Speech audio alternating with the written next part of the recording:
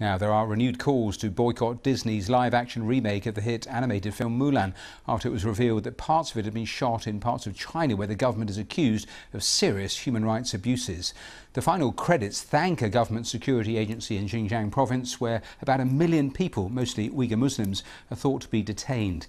The film was already the target of a boycott after its lead actress backed a crackdown on Hong Kong protesters. Let's speak to Kerry Allen, our China media analyst for BBC Monitoring, who joins us live, and tell us more about those alarm bells that went off in terms of the end credits.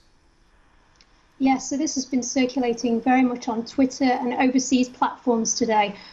People like Joshua Wong, who were involved in the Hong Kong protests going back to last year, very critical of Xinjiang being mentioned, the government security agencies being mentioned in the credits, and saying that anybody who goes to watch this film is complicit with the abuses within Xinjiang.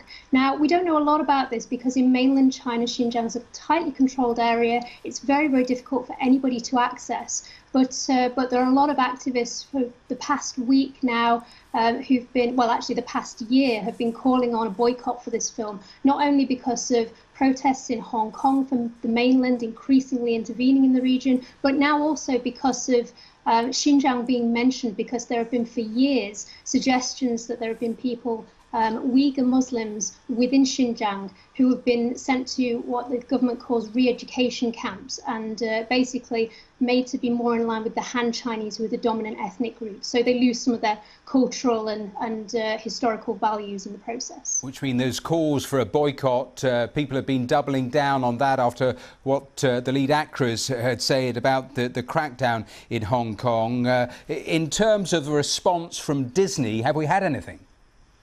We've not heard anything yet, and I think there's unlikely to be a response because this is a big film for not only for China but also for the US, and Disney has a long-term presence in China. There are a couple of Disneyland resorts within the country. There's one in Hong Kong. There's also one in Shanghai, and this is an important film. It's not yet been released in mainland China. The release is going to come out on Friday, so there's a lot of anticipation within mainland China that this is going to be a big box office film. Lots of success because it goes back to a historical story about a woman called Hua Mulan in the very early dynasties.